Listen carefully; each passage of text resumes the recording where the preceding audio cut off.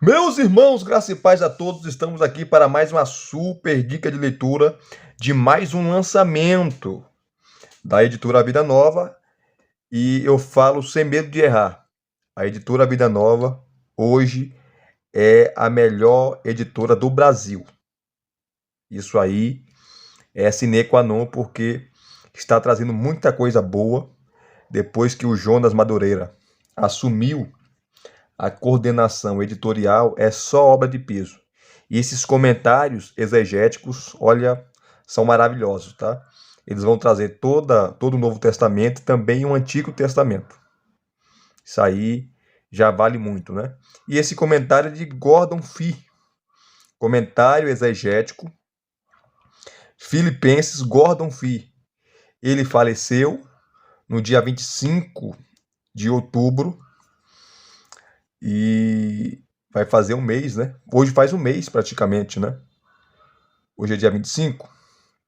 Então faz um mês que Gordon Fee faleceu. Faz um mês hoje. Ele faleceu com 88 anos, já estava jubilado, aposentado, mas deixou um legado maravilhoso. Era um teólogo pentecostal, tá? Pentecostal, e deixou assim as suas marcas, né? Tem várias obras publicadas, aquela Entende Tu Que Lês, que é uma obra sobre hermenêutica, a comentário dele em 1 Coríntios, que ele comentou dessa série. Essa série também tem 1º e 2º Tessalonicenses, dele também, né? Ele era, não preciso nem falar do currículo dele, né? É muito conhecido, foi um autor mundialmente conhecido, professor do Novo Testamento, professor de grego, professor de exegese, e ele, a sua especialidade, o seu doutorado, tinha a sua especialização nas cartas de Paulo, na teologia de Paulo. Ele era muito bom e contribuiu bastante por mais de 50 anos nos estudos do Novo Testamento e está agora com o Senhor. Então, esse comentário é quentinho aqui, em primeira mão para vocês, comentário exegético de Filipenses. E vou fazer 2 vídeos. Esse é o primeiro vídeo. E esse comentário, queridos, foi lançado em 94. Veja como nós estamos atrasados, né? Esse comentário foi lançado em 94. Aqui está, ó, o ano de publicação, 95, mas lá nos Estados Unidos foi lançado em 94, tá? Naquela época ele estava com 60 anos, né? Ele estava em atividade, né? E agora a Vida Nova traduz essa maravilhosa obra, comentário exegético de Filipenses, uma das principais cartas do apóstolo Paulo. Para quem já conhece a série, ele sempre vai trazer em todos os livros da série o prefácio, né? Da série do comentário exegético, prefácio do editor dessa série, o prefácio do autor e reduções gráficas. Aí você pode perguntar, Elias, quantas páginas tem esse comentário? Quantas páginas? Vamos ver aqui, ó. O total de páginas. Aqui é outro livro da série. Se você tirar com essas outras obras da série, comentário exegético, você tirar essas páginas, o total mesmo desse comentário é 602 páginas. 602 páginas.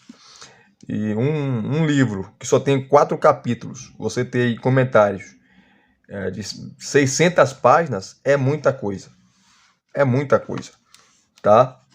Então você tem aqui a introdução, o sumário da série, tá? Depois você tem a introdução a Filipenses, que ele vai gastar aí 51 páginas, que vai aqui, ele fala Filipenses como uma carta, a ocasião de Filipenses, a questão da autenticidade e algumas observações do capítulo 2, versículos 6 a 11, e contribuições teológicas, né?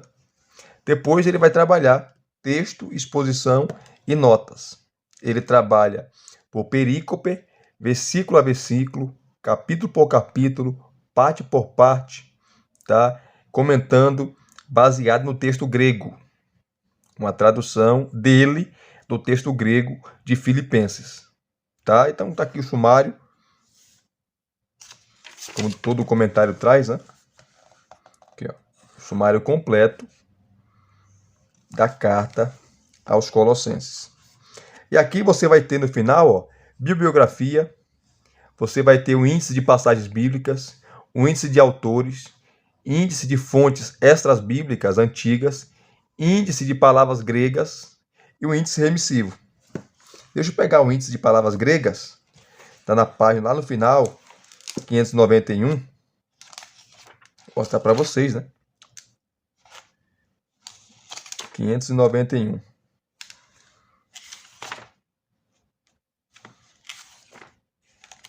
Olha aqui, ó. Que é o índice de palavras gregas. Para você que conhece grego, estuda grego, vai se deliciar com isso aqui. Aqui você tem as palavras gregas e o número da página que ela aparece. 106, 204, 221, tá? Você tem a palavra grega e a página que essa palavra vai aparecer. Então, só você ir na página que você vai encontrar essa palavra grega, tá? Aqui, ó. As palavras gregas em Filipenses.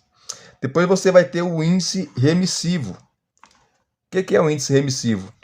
É um índice alfabético dos assuntos que ele vai tratar nesse livro. Então, vai de A a Z, né? Aqui você tem a letra A, por exemplo. Você pega a palavra abnegação. Você vai na página 54, 226, 228, você vai encontrar essa palavra abnegação. A palavra ação de graças, aqui, ó. Olha o tanto de páginas que você pode consultar, abrir, e você vai encontrar essa palavra ação de graças. Adão, tá? Na página 237. Então, você vai aqui, ó, na página 237. Vamos dar uma olhadinha aqui, rapidamente. Aqui, ó. 237. E você vai ter aqui a palavra Adão, tá vendo aqui, ó? O assunto que ele está falando. A página. Ok? E por aí vai. Que é a letra A, né? Aí você tem a letra B. Você tem a letra C. Com a palavra cães. Que no contexto de Filipenses é os falsos obreiros, tá? Os falsos obreiros, os falsos pastores. Paulo fala lá no capítulo 3, versículo 2, né?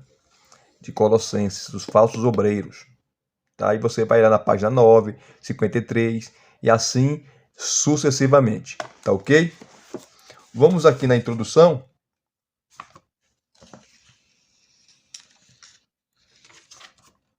Olha a introdução. Vamos na introdução aqui. Rapidamente.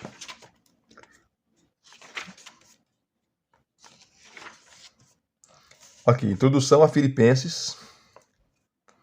Tá? Filipenses como uma carta. Que ele vai trabalhar mais também.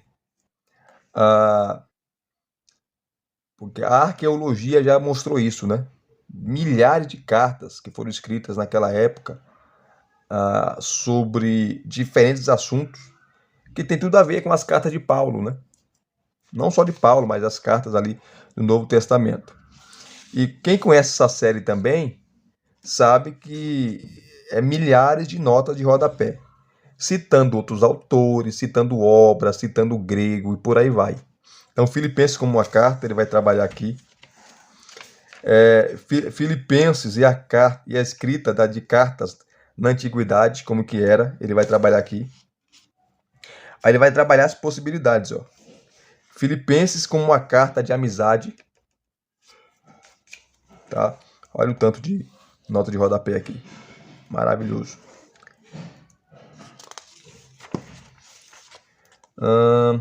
Vamos lá, ó. A amizade no mundo greco-romano, como que era, amizade no mundo greco-romano. E praticamente, gente, quase todas as páginas você vai encontrar notas de rodapé o tempo todo. Vamos Vamos continuar aqui.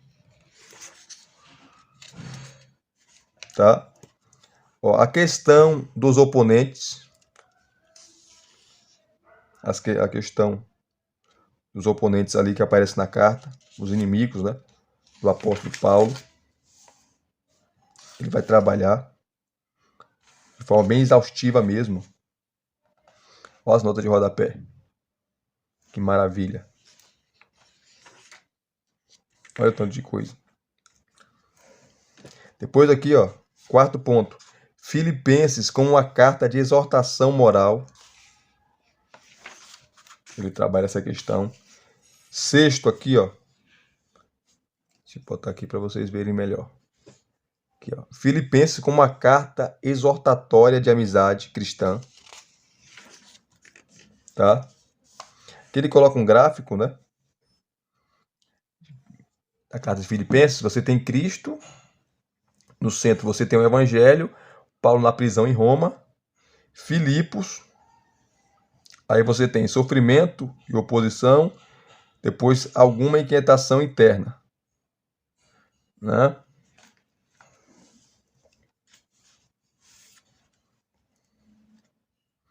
Outras questões literárias. Ele vai trabalhar a questão da retórica e da oralidade. Como funcionava naquela época. Olha tanto aqui de nota de rodapé que ele vai trazer. Muita coisa. Muita coisa. Então, se você quer um comentário exegético, exaustivo de Filipenses, esse é o melhor comentário que nós temos de Filipenses. Tá? Não tem outro melhor que esse. Exegese pura.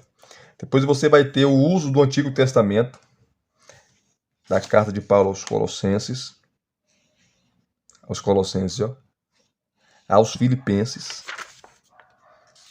Tá? A questão do vocabulário da carta. Ele vai trabalhar também. A questão da integridade. Uma das coisas que nem os críticos questionam é que essa carta não é de Paulo. Todos eles, a sua maioria concorda que é de Paulo, né? Filipenses é uma carta autêntica.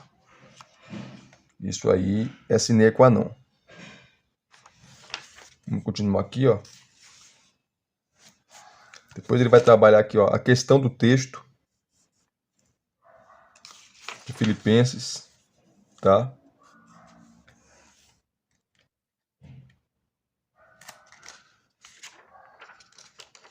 Texto de Colossenses, texto grego, né? Ele vai falar das traduções, ele cita a NIV, a NA. Nós temos muitos problemas com traduções, né? Principalmente traduções erradas. Aí complica. Depois aqui ele vai trazer, ó, a ocasião de Filipenses.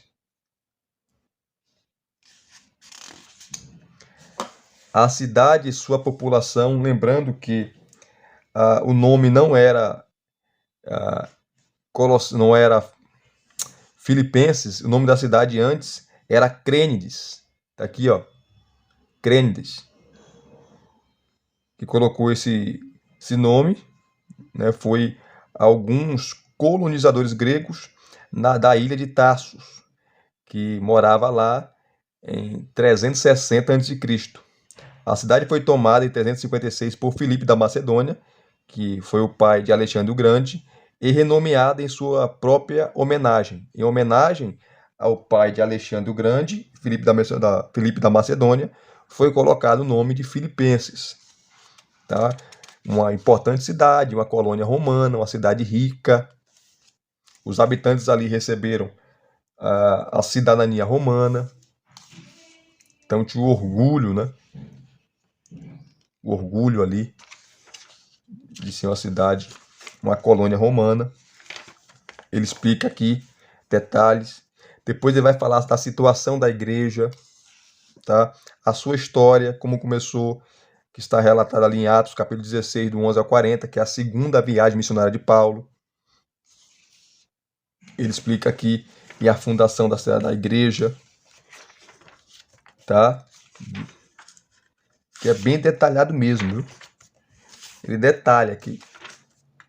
Depois da situação de Paulo, na época que Paulo escreveu Filipenses, ele não escreveu só Filipenses, ele escreveu Colossenses, Filemon e Efésios. Né? Efésios, Filipenses, Colossenses e Filemon. São chamadas as cartas da primeira prisão em Roma. Ele escreve essas cartas entre os anos 60 a 62 depois de Cristo. Então aqui ele explica certinho, tá? Olha só que maravilha aqui também, ó. Nota de rodapé o tempo todo. Depois, ó, como funciona a carta aos Filipenses. E aqui ele vai trabalhar, muito bom aqui, que ele vai trazer para você que quer fazer uma exposição de Filipenses, quer pregar Filipenses, que quer ensinar Filipenses, quer dar uma aula sobre Filipenses. Ele vai fazer uma reconstrução histórica da carta, né? Olha aqui, ó. Assim, depois do proêmio, no qual ele antecipa as duas dimensões da carta, amizade e exortação, a carta é estruturada ao redor da típica linguagem de amizade, meus assuntos e seus assuntos. Mas, ao mesmo tempo, ela segue um esquema basicamente cronológico assim, 2 pontos. Primeiro, a carta começa no momento da chegada de Epafrodito, que era membro da igreja de Filipos, que tinha um propósito duplo. Primeiro, apresentar a doação deles para Paulo, refletindo seu cuidado com ele, a doação é o dinheiro. Segundo, informá-lo sobre a situação em Filipos, que se torna o centro da atenção de Paulo. Para Paulo, essas duas questões se unem em um ponto, o avanço do evangelho. Segunda coisa, isso aqui é a reconstrução histórica, tá? Paulo está atualmente ausente deles, o que invoca as duas primeiras seções da carta. Primeiro, ele relata os seus próprios assuntos, versículos 12 a 26 do capítulo 1, que da sua perspectiva, além do que Epafrodito lhes contaria, sua prisão está fazendo o evangelho avançar, ao mesmo tempo ele alegremente e de forma ponderada contempla o resultado que isso será em seu favor, significando vida, né? Mas contra seu desejo, partir e estar com Cristo. Terceiro, mas a preocupação real de Paulo é com os assuntos deles, que em sua condição atual provavelmente não farão avançar o evangelho, embora ele espere vir logo para o bem do progresso deles. Até lá, uma carta tomará seu lugar. Assim, do capítulo 1, versículo 27 ao capítulo 2, versículo 18, aborda a situação atual deles, na qual ele aponta para Cristo como paradigma do altruísmo e da humildade necessários para fazer a unidade funcionar. Quarto, no capítulo 2, versículo 19, 2 tipos de cronologia estão em ação. Primeiro, da perspectiva de sua composição da carta, com Timóteo e Epafrodito presentes. Segundo aqui, ó, B, da perspectiva dos filipenses, enquanto a carta está sendo lida. Paulo tinha um amor muito grande por essa igreja, né? Assim, ele descreve uma carta para acompanhar o retorno de Epafrodito, que vem primeiro tratando-se de cronologia real, mas em segundo lugar, quanto aos interesses dele na composição do texto. Quinto, desse modo ele espera logo enviar Timóteo, cuja tarefa é dupla: informar os filipenses sobre o resultado esperado do julgamento, mas, segundo, retornar para informar Paulo se a carta fez algum bem. Assim, Timóteo deve retornar a Paulo antes da partida deste evento, que acontecerá aparentemente pouco tempo depois do capítulo 2 ali, versículo 19 a 24. Sexto, enquanto isso, ele enviou Epafrodito de volta para casa com a sua carta. Aí vem a sétima, né? A próxima sessão exortatória é escrita a partir da perspectiva do retorno de Epafrodito e da leitura da carta no meio deles, que assume o lugar da presença de Paulo. Estruturada pelo imperativo, assume o lugar da presença de Paulo, estruturada pelo imperativo, de eles se alegrarem no Senhor, ela os alerta para a sua segurança das questões que ele muitas vezes lhes trouxe à atenção antes e usa esse alerta para fazer com que o centro da atenção dos filipenses esteja no seu futuro escatológico garantido. Olha que maravilha. Aqui tem o oitavo, né? No capítulo 4, versículo 4, ele começa com o conjunto final de imperativos, com os quais normalmente conclui suas cartas. A palavra alegria, gente, vai aparecer 10 vezes nessa carta. 10 vezes. É a carta da alegria, né? É aqui a última, que são as saudações finais. Então, essa é a reconstrução histórica, né? Histórica da carta de Paulo aos Colossenses. Depois ele vai trabalhar aqui, ó, a questão da autenticidade, algumas observações do texto lá sobre Cristo, né? Que era um hino, dos versículos 6 a 11. Ele vai trabalhar melhor na exposição do capítulo 2, tá? A questão da forma desse texto.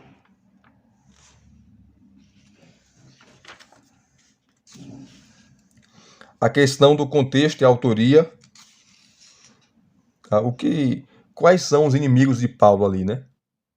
Aqui você tem algumas propostas, né, que muitos trouxeram. Ele vai trabalhar ao longo da carta, como judaísmo heterodoxo, mito iraniano do Redentor Celestial, gnosticismo helenístico e pré-cristão, gnosticismo judaico, passagem do servo do Antigo Testamento.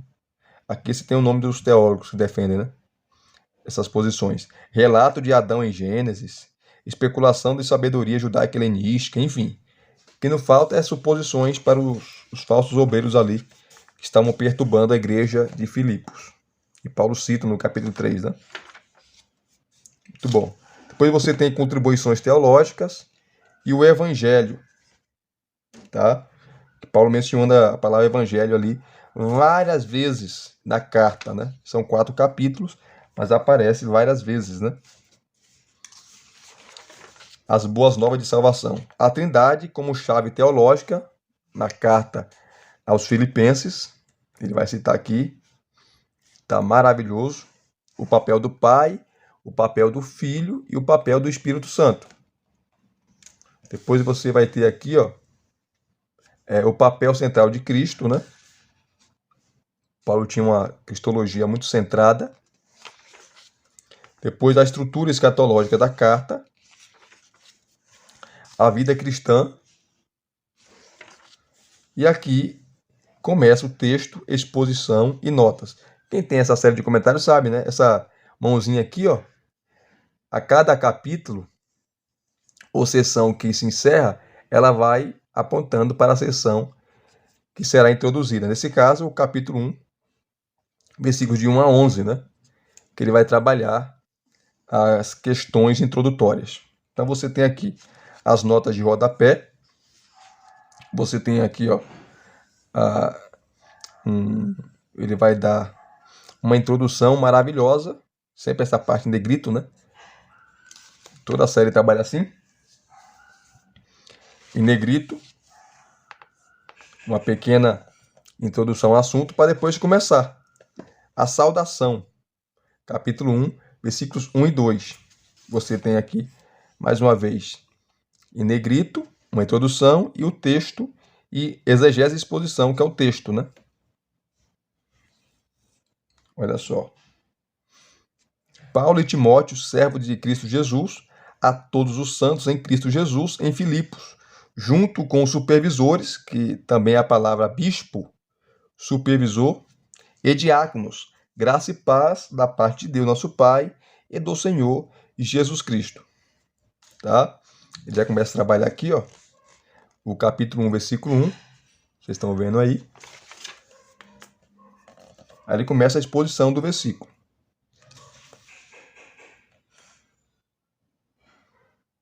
E nota de rodapé embaixo o tempo todo. A palavra servo aqui que aparece, né? É doulos, escravo.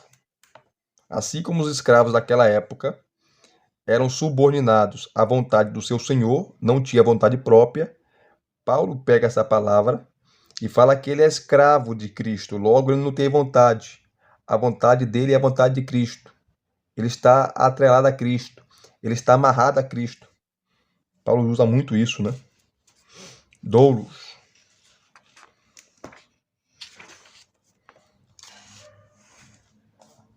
Depois Paulo vai trabalhar aqui, ó, ele vai trabalhar a questão dos os destinatários,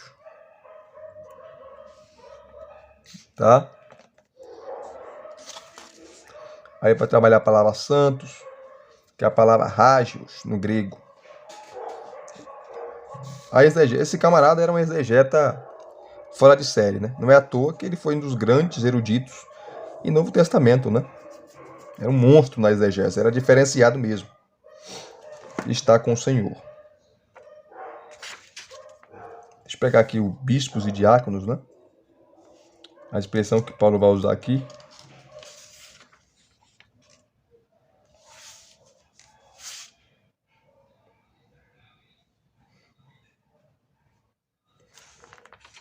Deixa eu pegar aqui. Aqui é o Quírios, Senhor. A expressão aqui.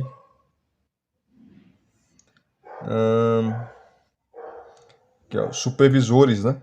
E diáconos, bispos e diáconos.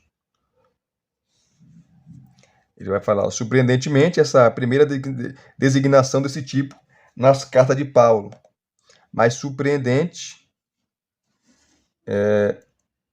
ainda depois de serem destacados na saudação dessa maneira. Eles não são mais mencionados na epístola. Assim como a própria saudação, a carta é sempre e apenas direcionada à comunidade como um todo. 3 questões podem ou pedem um comentário adicional. Primeiro, mesmo que esses títulos ocorram apenas aqui e nas epístolas pastorais, no Corpus Paulino, não devemos assumir que isso sugere que as outras igrejas paulinas não tinham esse tipo de liderança, bispos e diáconos, né? Presbíteros, supervisores, líderes da igreja, líderes. O que esse é um desenvolvimento posterior em suas igrejas. Líderes são destacados para a honra na primeira das cartas, que é a 1 Tessalonicenses, capítulo 5, versículos 12 e 13. Que Paulo manda os irmãos honrarem aqueles que trabalham na obra de Deus, falando dos seus líderes. Não é concebível que as outras igrejas não o tivessem. O fato de haver pouca ou nenhuma evidência de uma hierarquia nas igrejas paulinas não significa que a liderança não existisse. Ela sem dúvida existia e não há bom motivo para pensarmos que os títulos dados aqui e encontrados novamente em 1 Timóteo e Tito não existissem desde o princípio. Sempre existiu liderança. Segundo ponto que ele aborda aqui, ó. Exatamente como se encontra nas mais antigas, como a primeira carta aos Tessalonicenses e na mais recente, 1 Timóteo, das cartas, ambas as referências estão no plural, bispos e diáconos. Então não tinha um líder só, era um corpo que liderava a igreja. Não há evidência de um único líder como cabeça da assembleia local nas igrejas paulinas. O motivo mais provável para isso diz respeito ao papel que o próprio Paulo desempenhava em suas igrejas. Embora ele não estivesse com elas regularmente, as igrejas eram suas e deviam sua existência e obediência a ele. Ele que fundou, ele era um apóstolo. Terceiro, a linguagem usada para esse acréscimo, juntamente com, é uma dica segura quanto ao papel da liderança nas igrejas paulinas. A comunidade como um todo é abordada como destinatária e, na maioria dos casos, portanto, os supervisores e diáconos são simplesmente reconhecidos como parte integrante da comunidade. Quando são destacados, como aqui, os líderes não estão acima da igreja, mas são citados ao lado da igreja. Olha que interessante. Ao lado da igreja, como parte distinta do todo, mas ainda assim como parte do todo, não acima ou fora dele. Mas quem eram essas pessoas e qual era a sua função? Supervisores, ou os bispos, né? Os presbíteros. A origem da palavra episcopos, como título para uma forma de liderança na igreja no Novo Testamento, é envolta em mistério e, portanto, objeto de debate acadêmico.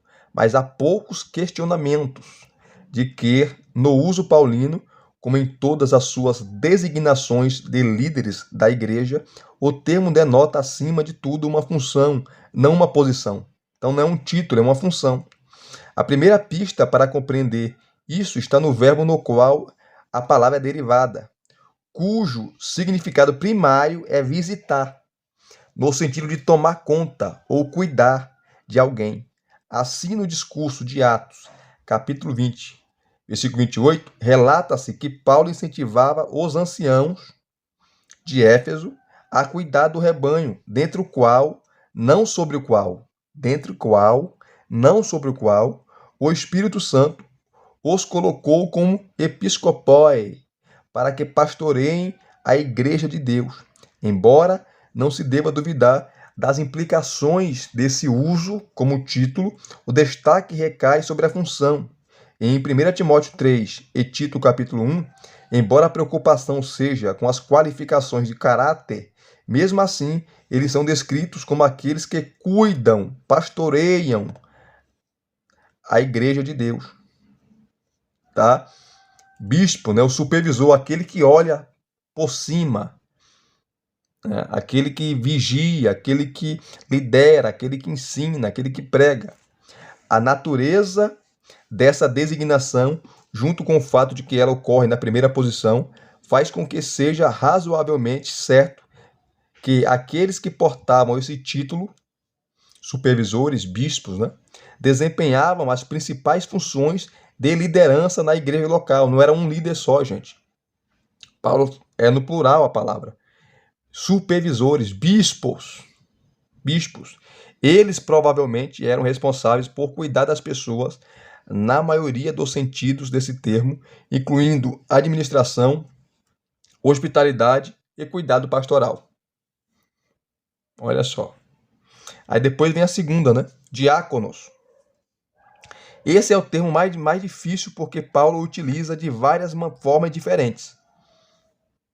A palavra em si, diácono, significa servo. E esse é o seu uso mais comum em Paulo. Ele aplica a Cristo, a oficiais do governo, a si mesmo e aos seus cooperadores. Em cada um desses casos, assim como supervisores, ele é principalmente um termo funcional. É uma função, não um título, designando alguém que serve aos outros. Mas em Romanos 16:1, Paulo usa diáconos para se referir a Febe de uma maneira que parece muito próxima a um título também, que é certamente o caso aqui. E em 1 Timóteo 3:8, a distância em que estamos é quase impossível saber qual era a sua função ou como eles deveriam ser diferenciados dos supervisores, embora seja quase certo que fossem. Se o sentido funcional desses termos for também a pista para o seu uso como título, então supervisores são, provavelmente, aqueles que fazem a supervisão geral da congregação, ao passo que os diáconos se distinguem por seus atos de serviço propriamente ditos.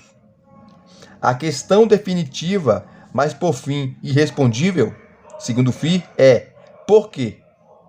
Porque nesta carta os supervisores e diáconos são destacados na saudação. Uma sugestão recente relaciona isso às queixas e murmurações do capítulo 2, versículo 14, já que na passagem do Antigo Testamento aludida, no versículo 15, essas murmurações eram direcionadas a Deus por meio de Moisés. Portanto, os líderes são incluídos na saudação para lembrar à comunidade o lugar deles em Cristo. Embora isso seja possível, parece mais provável que o destaque se relacione com o capítulo 4, versículos 2 e 3, onde Evódia e Sintique, que provavelmente devem ser contadas entre esses líderes, parecem não estar totalmente de acordo entre si.